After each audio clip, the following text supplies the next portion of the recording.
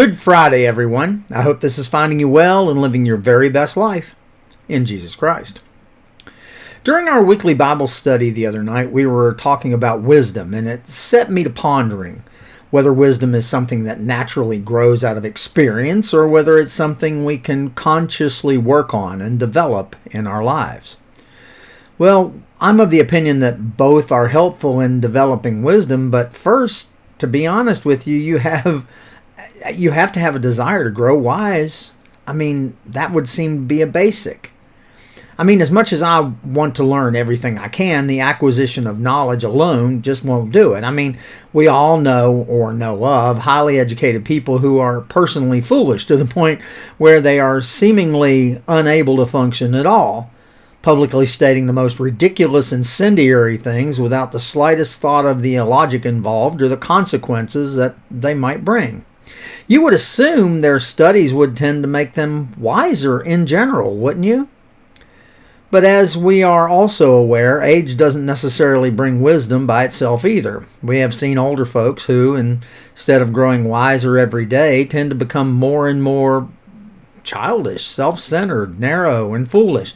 Instead of learning the lessons of their past and becoming more congenial, peaceful, and helpful, they become more aggressive, worried, fearful, and corrosive, often to the point where they end up totally alone because, frankly, no one wants to deal with them.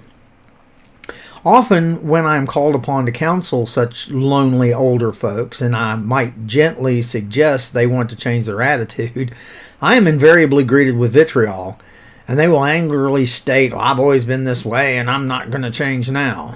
I suppose what concerns me is that I've learned through bitter experience that our words and our actions are simply reflections of our inner hearts and minds.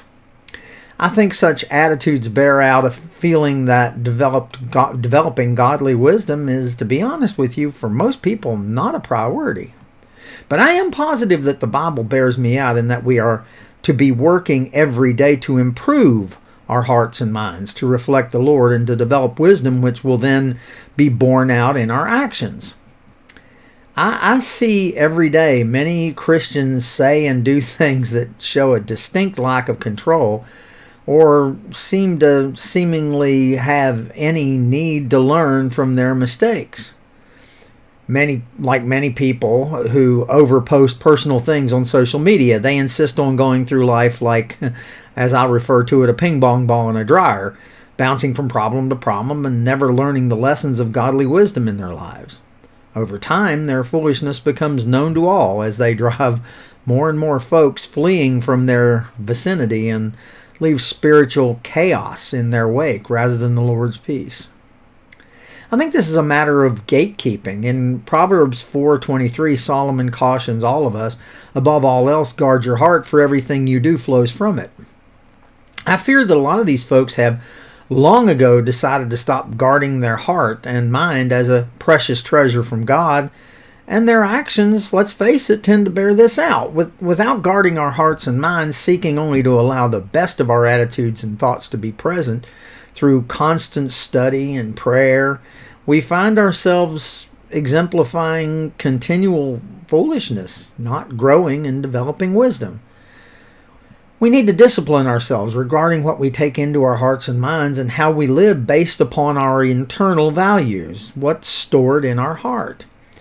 See, I feel like we must not only be careful gatekeepers as to what we let into our hearts and minds, but also work to develop internal disciplines over our mind and heart so that only godly things come out of us. And the only way to do this is to, seek the proper things in our lives. What are they? Well, of course, they're the things of God. So as you start your day today, I'd like you to take a moment and examine your thought and heart life. Are you guarding your heart and mind so that only godly things are allowed in and out?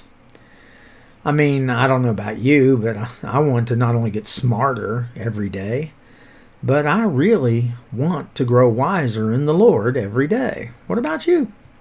Do you really want to be godly wise? Well, I think we need to take a look at our gate, and if our gate needs mending, maybe it's time to mend it. I hope you make today a fantastic day. I want you to know that I'm here should you need me. And I love you all.